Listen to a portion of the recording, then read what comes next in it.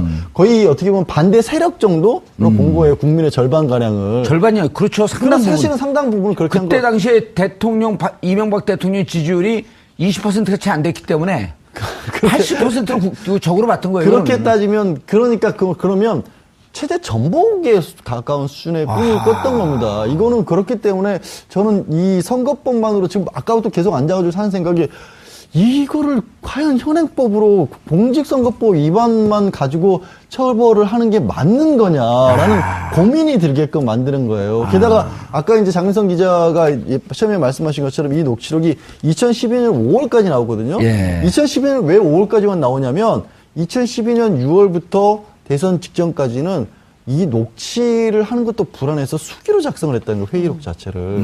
그래서 그걸 폐기를 했다라는 거예요. 아하. 도대체 자기들조차도 아까 말씀하신 것처럼 국정원에서 지울 때는 일종의 보험용도 있을 수가 있고 다른 정권이 바뀌었을 때 이걸 가지고 또 뭔가 다른 일을 할 수 있기 때문에 지우는 작업까지도 했지만 살려낼 수도 있었는데 그것마저도 두려워서 손으로 써가면서 회의를 했다면 무슨 생각을 했을까요? 양지열 변호사님 걱정하지 마세요. 그거 손으로 쓴 거요. 슬라이드 파일 곧 나옵니다.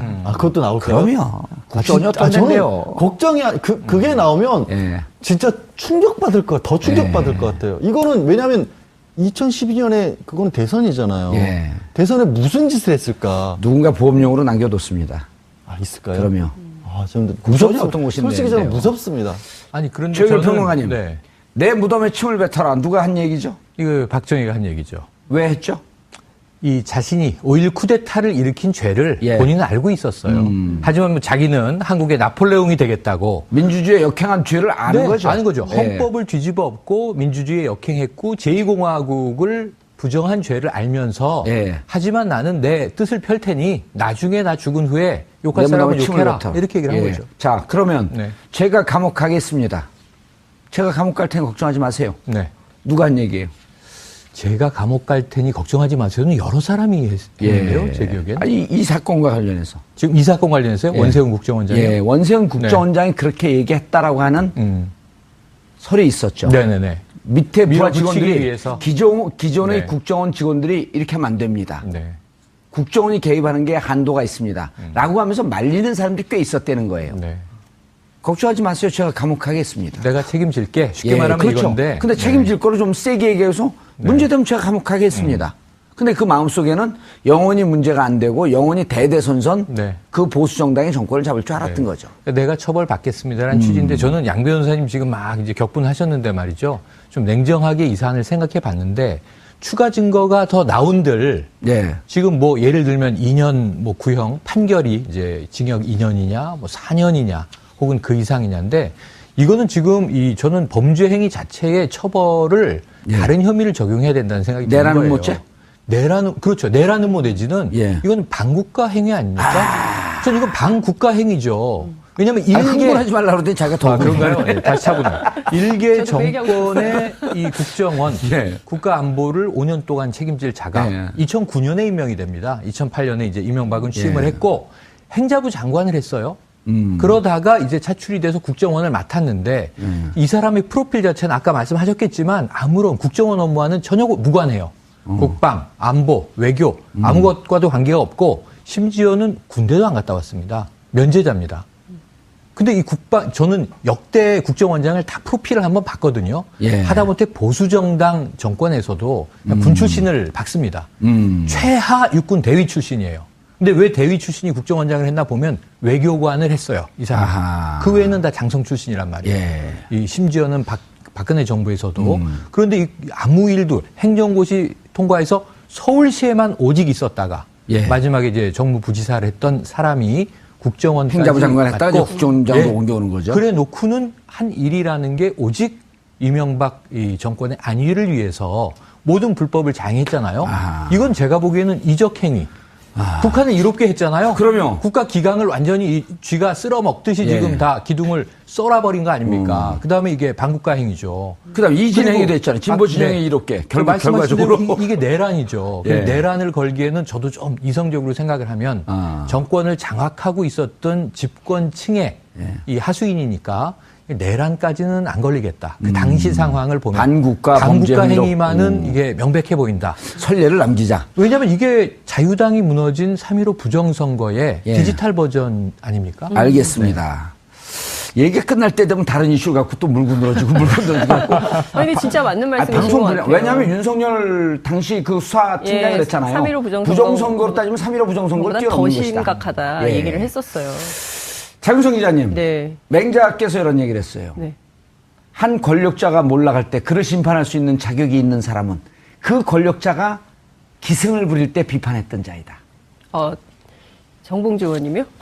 MB가 승승장구할 때 비판했던 사람만이 예. 그가 몰락할 때 그를 처벌할 자격이 있다. 네. 너무 웃으시는 거 아닙니까, 지금? 그 정도 얘기하는데요. 아니, 그래서 이제 결국은 이게 네. MB에게 칼끝이 향하고 있어요? 그렇죠. 왜냐하면 이게 오늘 여러 몇몇 의원들이 라디오 방송 출연해서 비슷한 얘기를 하고 있고 여당도 지금 격분한 상황인데요. 쿠데타적 발상을 한 것이다라는 규정이 정치권 안에서 나오고 있습니다. 그러니까 무슨 얘기냐면 앞서 이 선거법으로만 다룰 수준이냐, 이 문건의 내용이 사실상 내용으로 보자면 박근혜 정권의 최순실 사태가 있었다면 이명박 정권 안에서는 원세훈 사태가 있는 것이다. 그러니까 둘을 동급 비교해도 전혀 차이가 없을 정도의 수준이다. 이 정도의 경악할 수준이라면 이거 다시 한번 처음부터 되돌아봐야 되는 것이고 그 무엇보다 그러면 국정원장이라는 게 독립기관이 아니잖아요.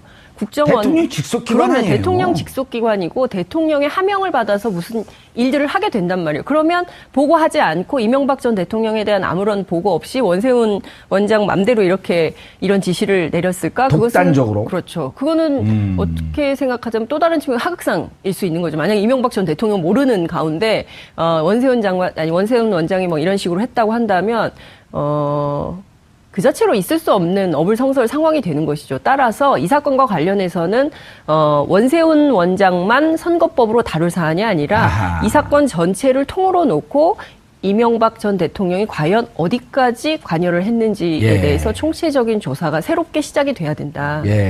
이런 말씀 꼭 드리겠습니다. 대선 2012년 대선을 3개월 앞둔 2012년 9월 2일 이명박 박근혜 당시 후보와 이명박 대통령이 독대를 해서 100분 동안 배석자 없이 대화를 합니다.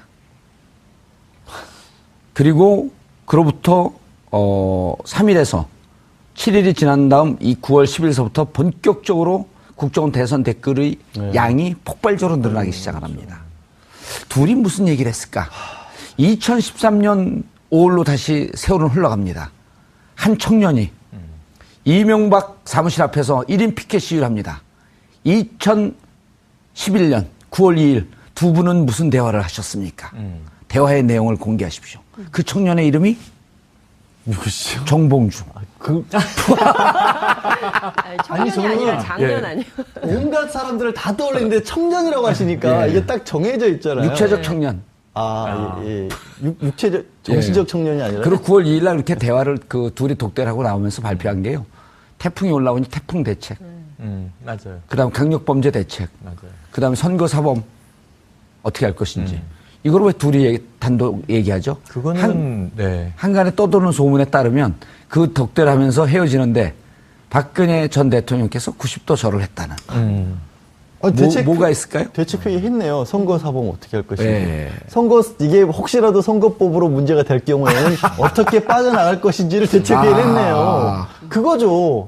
그렇게밖에 생각이 안 되죠. 이렇게 댓글과 이런 것들을 대국민 심리전을 준비하고 있으니 이게 만약에 가정을 해서 만약에 지금 얘기한 건 그거잖아요. 장 기자께서도 얘기한 거고 오늘 또 법정에서 재판 마치고 나가는 길에 이 원세훈 전 원장이 이게 국정원 일이라고 하는 것을 나 혼자 결정할 수 있는 게 아니다. 왜 오늘 같은 재판을 끝내고 본인에 대해서 결심을 하고 나가는데 이 얘기를 턱 던지고 나갔어. 저는 이건 무한 폭탄인가 싶은 발언인 거예요. 아니 자기 운전하는 수행비서하고 같이 결정한다는 거 아닐까요?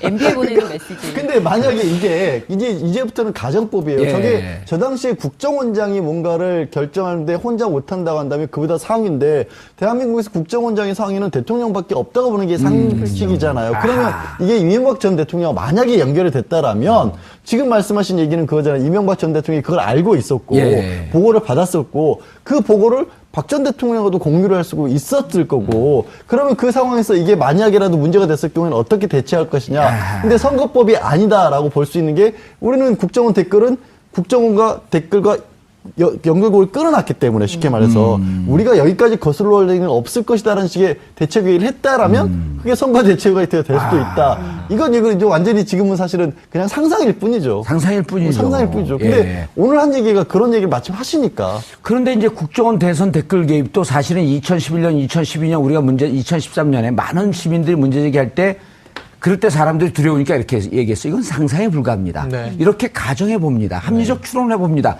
그리고 그것이 4년이 지나니 증거가 다 나온 거 아니에요? 네, 그렇죠. 근데 그때 덮여 있던 게 여러 개가 있어요. 지금 MB 정부의 의혹이 뭐 사자방이라고 해서 주로 이제 어마어마한 국고에서 증발한 돈에 대한 문제가 하나 있는 거고요. 그 재정 문제를 빼고는 또 하나 국정원이 선거 개입 문제는 이미 2013년부터 뜨거워졌던 문제고 이것 때문에 최동욱 당시 검찰총장이 목이 날아갔던 거 아닙니까? 찍어내기라고 우리가 언론이 직접 얘기를 했었어요. 그런데 그것 옷을 벗었다고 표현하죠. 목 얘기는 하지 마시죠. 네네, 알겠습니다. 남북관계, 남북관계에서 이 박광자 씨 피살 사건도 MB 정부 때 일어났어요. 그때부터 남북관계가 초경색이 되기 시작하는데 그때 잠깐 스쳐간 뉴스 하나가 MB 정권이 고위급 회담을 하기 위해서 돈을 제의한 뉴스가 나옵니다. 북한에서 녹취 파일을 까버린 사건이 있었죠. 근데 이제 북한이 이런 돈을 가지고 우리를 매수하려고 하느냐 박차고 나갔던 일이 있어요. 그게 북경에서 벌어진 일이죠. 맞습니다. 그럼 이제 그러한 일들을 누가 주도했냐면 국정원이 주도했을 거 아니에요. 북과의 비밀 접촉, 물밑 접촉을 정치적으로 흔히 남북 고위급 회담이라고 하면 혹은 정상회담이라고 하면 항상 뭔가 빅 이벤트를 만드는 거잖아요. 그것을 만들기 위한 공작을 국정원이 했는데 이 원세훈 국정원장이 정보통이 아니다 보니까 오죽 또 허술하고 치졸하게 했을까 하는 걱정이 드는 거예요. 북에 잡힌 빌미는 없는가. 그 여러 가지 문제들에 대해서 제가 보기엔 이게 선거사범의 수준을 뛰어넘는 일들이 얽혀 있다. 국정원이라는 조직 안에. 그럼 이제 적어도 4년 동안 원세훈 체제에서 벌어진 5만 가지 일들이 있을 텐데 저는 아까 장 기자님 말씀이 딱 맞는 게 직책, 타이틀을 달고 명함을 판 최순실이 원세훈이었던 것이고 그리고 비선으로 조직을 맡지 않은 왜냐하면 프로필에 문제가 있으니까 뒤에서 따로 움직였던 게 어찌 보면 이 박근혜의 원세훈이 최순실이었던 것 아니냐. 그러면 박근혜 정부에서 일어난 모든 일들이 전임 정부에서 이게 인수인계 받은 노하우일 가능성도 매우 크다. 근데 그게 어찌 보면 이제 우병우와 이제 내부와 외부에 나눠져 있었겠죠. 김기춘 비서실장이 저는 뭐 국정원 역할을 대신하고 남재준 국정원장은 좀 뭐 명예직 군인 외에는 별다른 역할은 안 한 걸로 보여지거든요. 그래서 이것은 패키지로 묶어서 파지 않으면 산 하나하나 파도 나중에는 이제 정점으로 연결이 되겠습니다만 대대적으로 한번 수사해야 되는 사안이 아닌가 제안을 드리고 싶네요. 장 기자님, 그런데 이제 이 모든 일이 국정원 당시에 이제 준비가 되어 있었지만 본격적으로 그 액션 플랜 실행된 것은 2011년 10월 26일 서울시장 재보궐선거에서 박원순 시장이 당선되고 나경원 후보가 떨어지면서 그때부터 본격화되기 시작을 했던 거거든요. 그렇죠. 그런데 그러면서 이제 그때 10월 26일 그 재보궐선거 기억을 해보면 많은 사람들이 아침에 댓글이 올라와요. 5시부터 6시, 7시까지 선거 사무소가 어디 있는지 찾을 수가 없다. 선관위 서버 홈페이지가 접속할 수가 없다. 그런 게 이른바 디도스 사건 아니에요, 그게? 디도스 사건. 근데 가보니까 선거 투표 장소는 없어졌고, 어디다 옮겨졌는데 어디 옮겨진지 없다. 그러니까 그때 당시에 많은 분들이 이거 선관위 홈페이지 이 폭파시킨 게 자작극 아니야? 국정원 작품 아니야? 뭐 국정원 작품 아니야? 이런 얘기가 있었고, 이른바 네. 디도스 특검이 했는데, 검찰이 수사를 안 했잖아요. 검찰도 공범 아니에요, 이렇게 되면? 사실상 그 비판을 벗어나기는 쉽지 않다고 보여지는데요. 근데 어찌됐든 지금 윤석열의 그 중앙지검, 서울중앙지검에서는 이 사건 제대로 들여다보겠다는 입장인 것이고, 그리고 이제 당시 댓글 사건 수사 함께 있던 제가 이름이 잠깐 생각이 안 나는데 검사도 실제로 지금 적폐청산 TF에 들어가 있잖아요. 청와대 들어가 있죠. 아니요. 국정원 국정원에 들어가 국정원 있네. 적폐청산 TF에 들어가 있어서 실질적으로 활동을 하고 있기 때문에 그때의 정치 검찰들이 이 사건을 덮으려고 했겠죠. 그것을 역으로 해서 제대로 수사를 이번에 해낸다면 과거에 검찰이 잘못된 수사를 했던 것을 이번에 만회할 수 있는 기회는 될 수 있다고 보여집니다. 근데 이것을 검찰이 그냥 이 선거법 사건만으로 다루고 퉁치고 넘어간다라고 하면 국민적으로 비판 여론이 굉장히 거세지겠죠. 왜냐하면 그러니까 복기를 해보자면 그 최순실 사태 이전에 이명박 정권에서 국정원 댓글 사건 2012년 대통령 선거가 뭔가 수상하다. 그때부터 계속 지금까지 문제 제기를 하고 있는 분들이 계시거든요. 지금 이 순간까지도. 근데 그게 아직도 의혹이 제대로 해소가 안 돼 있어요. 따라서 댓글 사건은 반드시 다시 한번 짚어봐야 되고 국정원이 지적한 적폐 가운데 하나이기도 한데 그 사건뿐만 아니라 다른 사건들 지금까지 한 13개 정도 뭐 거론이 되어 있는데 NLL 대화록 사건도 들어가 있고요. 이런 것들을 다 뒤집어 보면 우리 역사에서 정말 다시는 되풀이돼서는 안 되는 정말 흑막의 역사들이 다 나오게 되지 않을까 싶습니다. 알겠습니다. 특히 제가 이 얘기는 꼭 하고 싶은데 사실상 그때 당시에 이명박 대통령과 박근혜 전 대통령, 그러니까 후보 시절에 두 분이 어떤 미략을 했을지는 모르겠으나 지금 드러난 증거만 갖고 본다면 원세훈의 국정원은 사실상 박근혜 후보의 선거 캠프 역할을 했던 거 아닌가라는 생각을 해보지 않을 수가 없을 것 같아요. 아니, 선거 캠프가 아니고 저는 반역의 본산이다. 이렇게 반정을 하고 싶어요. 이거는 국가를 접먹는 행위라니까요. 특정 정권의 문제가 아니고 10년의 역사를 퇴행시켰을 뿐만 아니라 결국 70년대로 되돌려 놨지 않습니까? 반역의 본산보다 이게 더 어때요? 반역의 괴수. 반역의 괴수죠. 근데 저는 괴수는 아닌 것이 반역의 하수예요. 원세훈 위에는 또 있습니다. 괴수가 아닙니다. 네. 그 위까지 최고 정점까지 파고 나가야 한다. 반역의 괴차수. 괴차수 좋습니다. 네, 차수까지. 괴수는 따로 있고. 네. 자, 그런데 이게 시간이 부족한데 MB와 관련된 문건이 또 청와대 문건 중에서 나왔다는 거 아니에요? 캐비넷 안에서 약간 이제 제1롯데월드 인허가 관련된 내용들이 좀 들어가 있다라는 정도까지 나와 있거든요. 근데 아직은 뭐 구체적인 내용 같은 건 안 알려져 있는데 제1롯데월드 인허가에 관해서 워낙에 말이 많았었잖아요. 이거를 왜 그때 당시 그 전까지는 공군기지 때문에 성남 비행장 때문에 허가가 안 난다고 했는데 각도까지 들어가면서까지 3동 같은 걸로 허가를 내줘버렸잖아요. 그 발언이 지금 올라가 있는 건데. 그리고 2,500억 그 비행장 하는 비용을 롯데에서 내기로 하고 또 900억으로 줄여주고. 좀 더 줄여줬었고. 그러니까 그런 것들에 관련된 허가 문건이 있었다는 것도 저는 되게 황당하긴 해요. 그러니까 이 MB 정부 때나 박 전 대통령 때 지금도 계속 문건들 나온 거 보면 국가의 관리 시스템 자체가 제대로 안 돼 있었던 게 아닌가 하는 합리적인 의혹이 들잖아요. 당연히 이렇게 중요한 얘기인데. 이 정치권 안에서 나오고 있습니다. 그러니까 무슨 얘기냐면 앞서 이 선거법으로만 다룰 수준이냐 이 문건의 내용이 사실상 내용으로 보자면 박근혜 정권의 최순실 사태가 있었다면 이명박 정권 안에서는 원세훈 사태가 있는 것이다. 그러니까 둘을 동급 비교해도 전혀 차이가 없을 정도의 수준이다. 이 정도의 경악할 수준이라면 이거 다시 한번 처음부터 되돌아봐야 되는 것이고 그 무엇보다 그러면 국정원장이라는 게 독립기관이 아니잖아요. 국정원 대통령 직속기관 아니에요? 대통령 직속기관이고 대통령의 하명을 받아서 무슨 일들을 하게 된단 말이에요. 그러면 보고하지 않고 이명박 전 대통령에 대한 아무런 보고 없이 원세훈 원장 맘대로 이런 지시를 내렸을까? 독단적으로. 그렇죠. 그거는 어떻게 생각하자면 또 다른 측면 하극상일 수 있는 거죠. 만약에 이명박 전 대통령 모르는 가운데 원세훈 원장이 뭐 이런 식으로 했다고 한다면 그 자체로 있을 수 없는 어불성설 상황이 되는 것이죠. 따라서 이 사건과 관련해서는 원세훈 원장만 선거법으로 다룰 사안이 아니라 이 사건 전체를 통으로 놓고 이명박 전 대통령이 과연 어디까지 관여를 했는지에 대해서 총체적인 조사가 새롭게 시작이 돼야 된다.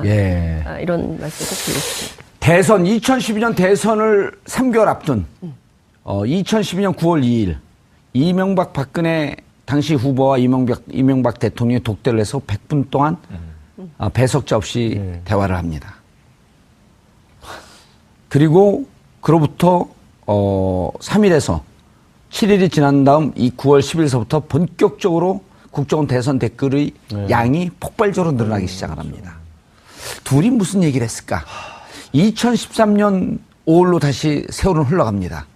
한 청년이 이명박 사무실 앞에서 1인 피켓 시위를 합니다. 2011년 9월 2일 두 분은 무슨 대화를 하셨습니까? 대화의 내용을 공개하십시오. 그 청년의 이름이 누구시죠? 정봉주. 청년이 저는- 아니라 장년 아니에요. 온갖 사람들을 다 떠올리는데 청년이라고 하시니까 이게 딱 정해져 있잖아요. 육체적 청년. 예. 육체적, 정신적 청년이 아니라. 그리고 9월 2일 날 이렇게 대화를 그 둘이 독대를 하고 나오면서 발표한 게요. 태풍이 올라오니 태풍 대책. 맞아요. 그다음 강력범죄 대책. 맞아요. 그다음 선거사범 어떻게 할 것인지. 이걸 왜 둘이 단독 얘기하죠? 그거는 네. 한간에 떠도는 소문에 따르면 그 독대를 하면서 헤어지는데 박근혜 전 대통령께서 90도 절을 했다는. 뭐가 있을까요? 대책회의 했네요. 선거 사범 어떻게 할 것인지. 네. 이게 혹시라도 선거법으로 문제가 될 경우에는 어떻게 빠져나갈 것인지를 대책회의를 했네요. 그거죠. 그렇게밖에 생각이 안 되죠. 이렇게 댓글과 이런 것들을 대국민 심리전을 준비하고 있으니 이게 만약에 가정을 해서 예. 만약에 지금 얘기한 건 그거잖아요. 장 기자께서도 얘기한 거고 오늘 또 법정에서 재판 마치고 나가는 길에 예. 이 원세훈 전 원장이 이게 국정원 일이라고 하는 것을 나 혼자 결정할 수 있는 게 아니다. 네. 왜 오늘 같은 재판을 끝내고 본인에 대해서 결심을 하고 나가는데 이 얘기를 턱 던지고 나갔어. 저는 이건 무한 폭탄인가 싶은 발언인 거예요. 아니 자기 운전하는 수행비서하고 같이 결정 안 되는 거 아닐까요? MB에 보내는 메시지. 근데 만약에 이게 이제부터는 가정법이에요. 예. 저 당시에 국정원장이 뭔가를 결정하는데 혼자 못한다고 한다면 그보다 상위인데 대한민국에서 국정원장의 상위는 대통령밖에 없다고 보는 게 상식이잖아요. 그러면 이게 이명박 전 대통령 만약에 연결이 됐다라면 지금 말씀하신 얘기는 그거잖아요. 이명박 전 대통령이 그걸 알고 있었고 예. 보고를 받았었고 그 보고를 박 전 대통령하고도 공유를 할 수 있었을 거고 그러면 그 상황에서 이게 만약에라도 문제가 됐을 경우에는 어떻게 대처할 것이냐. 근데 선거법이 아니다라고 볼 수 있는 게 우리는 국정원 댓글은 국정원과 댓글과 연결고를 끊어놨기 때문에 쉽게 말해서 우리가 여기까지 거슬러 올 일은 없을 것이다라는 식의 대책회의를 했다라면 그게 선거 대책회의가 될 수도 있다. 이건 이제 완전히 지금은 사실은 그냥 상상일 뿐이죠. 상상일 뿐이죠. 상상일 뿐이죠. 근데 예. 오늘 한 얘기가 그런 얘기를 마침 하시니까 그런데 이제 국정원 대선 댓글 개입도 사실은 2011년, 2012년 우리가 2013년에 많은 시민들이 문제 제기할 때 그럴 때 사람들이 두려우니까 이렇게 얘기했어요. 이건 상상에 불과합니다. 네. 이렇게 가정해 봅니다. 합리적 추론해 봅니다. 그리고 그것이 현실과 4년이 지나니 증거가 다 나온 거 아니에요. 네, 그렇죠. 근데 그때 덮여있던 게 여러 개가 있어요. 지금 MB 정부의 의혹이 예. 뭐 사자방이라고 해서 예. 주로 이제 어마어마한 국고에서 증발한 돈에 대한 문제가 하나 있는 거고요. 그 재정 문제를 빼고는 또 하나 국정원이 선거 개입 문제는 이미 2013년부터 뜨거워졌던 문제고 예. 이것 때문에 최동욱 당시 검찰총장이 목이 날아갔던 거 아닙니까? 예. 찍어내기라고 우리가 언론이 직접 얘기를 했었어요. 그런데 그것 옷을 외에 벗었다고 표현하죠. 예. 목 얘기는 하지 마시죠. 아, 네네, 알겠습니다. 예. 남북 무서워요. 관계, 남북 관계에서 이 박광자 씨 피살 사건도 MB 정부 때 일어났어요. 그때부터 남북 관계가 초경색이 되기 시작하는데 그때 잠깐 스쳐간 뉴스 하나가 MB 정권이 고위급 회담을 하기 위해서 돈을 제의한 뉴스가 나옵니다. 예. 북한에서 녹취 파일을 까버린 사건이 있었죠. 예. 근데 이제 북한이 이런 돈을 가지고 우리를 매수하려고 하느냐 박차고 나갔던 일이 있어요. 그게 북경에서 벌어진 일이죠. 맞습니다. 예. 그럼 이제 그러한 일들을 누가 주도했냐면 국정원이 주도했을 거 아니에요. 북과의 비밀 접촉, 물밑 접촉을 정치적으로 흔히 남북 고위급 회담이라고 하면 혹은 정상회담이라고 하면 항상 뭔가 빅 이벤트를 만드는 거잖아요. 예. 그것을 만들기 위한 공작을 국정원이 했는데 이 원세훈 국정원장이 정보통이 아니다 보니까 오죽 또 허술하고 치졸하게 했을까 하는 걱정이 드는 거예요. 북에 잡힌 빌미는 없는가. 그 여러 가지 문제들에 대해서 제가 보기엔 이게 선거사범의 수준을 뛰어넘는 일들이 얽혀 있다. 국정원이라는 조직 안에. 그럼 이제 그 적어도 4년 동안 원세훈 체제에서 벌어진 5만 가지 일들이 있을 텐데 저는 아까 장 기자님 말씀이 딱 맞는 게 직책, 타이틀을 달고 명함을 판 최순실이 원세훈이었던 것이고 그리고 비선으로 조직을 맡지 않은 왜냐하면 프로필에 문제가 있으니까 뒤에서 따로 움직였던 게 어찌 보면 이 박근혜의 원세훈이 최순실이었던 것 아니냐. 그러면 박근혜 정부에서 일어난 모든 일들이 전임 정부에서 이게 인수인계받은 노하우일 가능성도 매우 크다. 근데 그게 어찌 보면 이제 우병우와 이제 내부와 외부에 나눠져 있었겠죠. 김기춘 비서실장이 저는 뭐 국정원 역할을 대신하고 남재준 국정원장은 좀 뭐 명예직 군인 외에는 별다른 역할은 안 한 걸로 보여지거든요. 예. 그래서 이것은 패키지로 묶어서 파지 않으면 산 하나하나 파도 나중에는 이제 정점으로 연결이 되겠습니다만 대대적으로 한번 수사해야 되는 사안이 아닌가 제안을 드리고 싶네요. 장 기자님, 그런데 이제 이 모든 일이 국정원 당시에 이제 준비가 되어 있었지만 본격적으로 그 액션 플랜 실행된 것은 2011년 네. 10월 26일 서울시장 재보궐선거에서 그렇죠. 박원순 시장이 당선되고 나경원 후보가 떨어지면서 그때부터 본격화되기 시작을 했던 거거든요. 그렇죠. 그런데 그러면서 이제 그때 10월 26일 그 재보궐선거 기억을 해보면 많은 사람들이 아침에 댓글이 올라와요. 5시부터 6시, 7시까지 선거 사무소가 어디 있는지 찾을 수가 없다. 선관위 서버 홈페이지가 접속할 수가 없다. 그런 게 이른바 디도스 사건 아니에요, 그게? 디도스 사건. 근데 가보니까 선거 투표 장소는 없어졌고, 어디다 옮겨졌는데 어디 옮겨진지 없다. 그러니까 그때 당시에 많은 분들이 이거 선관위 홈페이지 이 폭파시킨 게 자작극 아니야? 국정원 작품 아니야? 뭐 국정원 이런 작품 아니야? 있었죠. 이런 얘기가 네. 있었고, 이른바 디도스 특검이 했는데, 네. 검찰이 수사를 안 했잖아요. 검찰도 공범 아니에요, 이렇게 되면? 사실상 그 비판을 벗어나기는 쉽지 않다고 보여지는데요. 예. 근데 어찌됐든 지금 윤석열의 그 중앙지검. 서울중앙지검에서는 이 사건 제대로 들여다보겠다는 입장인 예. 것이고, 그리고 이제 당시 댓글 사건 수사 함께 있던 제가 이름이 잠깐 생각이 안 나는데, 검사도 실제로 지금 적폐청산 TF에 들어가 있지 않습니까? 청와대 들어가 있죠. 예, 아니요. 국정원 국정원에 들어가 국정원 있네. 적폐청산 TF에 들어가 있어서 실질적으로 활동을 하고 있기 때문에 그때의 정치 검찰들이 이 사건을 덮으려고 했겠죠.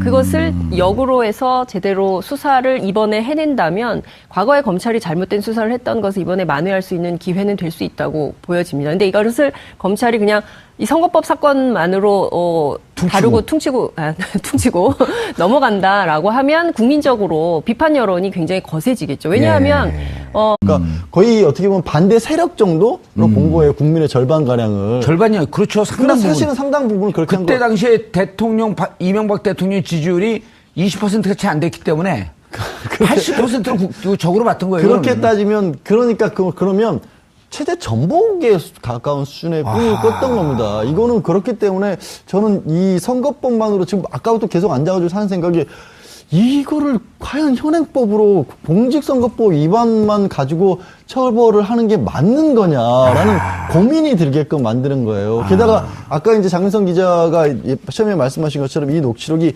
2012년 5월까지 나오거든요. 예. 2012년 왜 5월까지만 나오냐면 2012년 6월부터 대선 직전까지는 이 녹취를 하는 것도 불안해서 수기로 작성을 했다는 거예요. 회의록 자체를. 그래서 그걸 폐기를 했다라는 거예요. 도대체 자기들조차도 아까 말씀하신 것처럼 국정원에서 지울 때는 일종의 보험용도 있을 수가 있고 다른 정권이 바뀌었을 때 이걸 가지고 또 뭔가 다른 일을 할 수 있기 때문에 지우는 작업까지도 했지만 살려낼 수도 있었는데 그것마저도 두려워서 손으로 써가면서 회의를 했다면 무슨 생각을 했을까요? 양지열 변호사님 걱정하지 마세요. 그 손으로 쓴 거요. 슬라이드 파일 곧 나옵니다. 그것도 나올까요? 그럼요. 국정원이 어떤 데인데요. 걱정이 그게 나오면 진짜 충격받을 것 더 충격받을 것 같아요. 이거는 왜냐하면 2012년에 그거는 대선이잖아요. 대선에 무슨 짓을 했을까? 누군가 보험용으로 남겨뒀습니다. 있을까요? 그럼요. 좀 국정원이 어떤 곳인데? 솔직히 저는 무섭습니다. 아니 그런데 최영일 평론가님, 네. 내 무덤에 침을 뱉어라. 누가 한 얘기죠? 이거 박정희가 한 얘기죠. 왜 했죠? 이 자신이 5.16 쿠데타를 일으킨 죄를 본인은 알고 있었어요. 하지만 뭐 자기는 한국의 나폴레옹이 되겠다고. 민주주의에 역행한 죄를 아는 거죠. 아는 거죠. 헌법을 뒤집어 엎고 민주주의에 역행했고 제2공화국을 부정한 죄를 알면서 하지만 나는 내 뜻을 펼 테니 나중에 나 죽은 후에 욕할 사람은 욕해라. 이렇게 얘기를 한 거죠. 자, 그러면 제가 감옥 가겠습니다. 제가 감옥 갈 테니 걱정하지 마세요. 누가 한 얘기예요? 제가 감옥 갈 테니 걱정하지 마세요는 여러 사람이 했는데요, 제 기억엔. 이 사건과 관련해서. 지금 이 사건 관련해서요? 원세훈 국정원장이요? 원세훈 국정원장이 그렇게 얘기했다라고 하는 설이 있었죠. 네네네. 밑에 부하 직원들이 위해서. 기존의 국정원 직원들이 이렇게 하면 안 됩니다. 국정원이 개입하는 게 한도가 있습니다. 라고 하면서 말리는 사람들이 꽤 있었다는 거예요. 걱정하지 마세요. 제가 감옥 가겠습니다. 내가 책임질게. 쉽게 말하면 그렇죠. 이건데. 근데 책임질 거를 좀 세게 얘기해서 문제되면 제가 감옥 가겠습니다.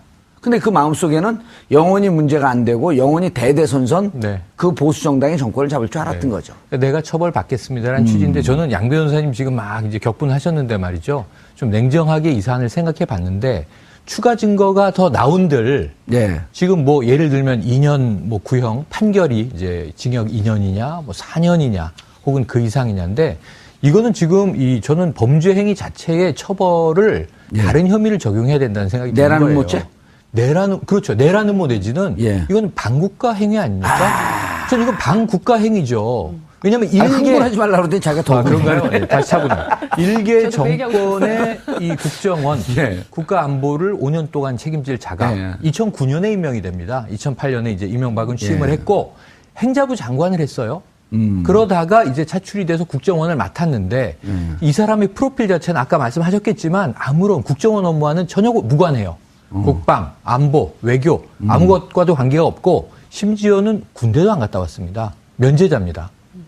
근데 이 저는 역대 국정원장을 다 프로필을 한번 봤거든요. 하다못해 보수정당 정권에서도 군 출신을 박습니다. 최하 육군 대위 출신이에요. 근데 왜 대위 출신이 국정원장을 했나 보면 외교관을 했어요. 이 사람. 그 외에는 다 장성 출신이란 말이에요. 이 심지어는 박근혜 정부에서도.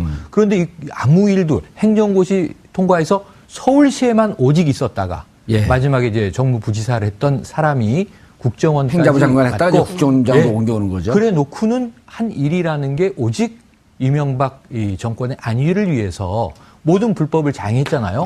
이건 제가 보기에는 이적 행위.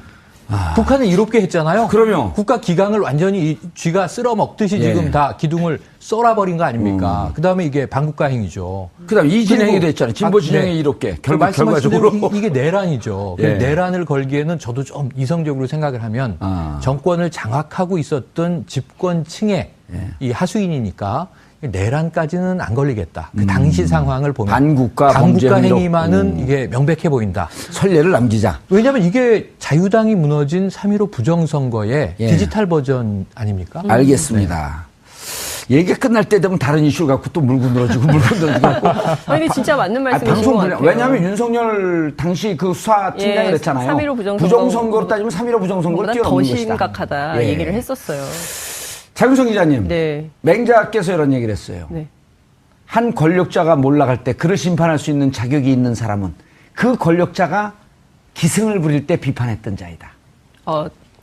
정봉주 의원님이요? MB가 승승장구할 때 비판했던 사람만이 그가 몰락할 때 그를 처벌할 자격이 있다. 네, 너무 웃으시는 거 아닙니까 지금? 그 정도 얘기했는데요. 아니 그래서 이제 결국은 이게 MB에게 칼끝이 향하고 있어요.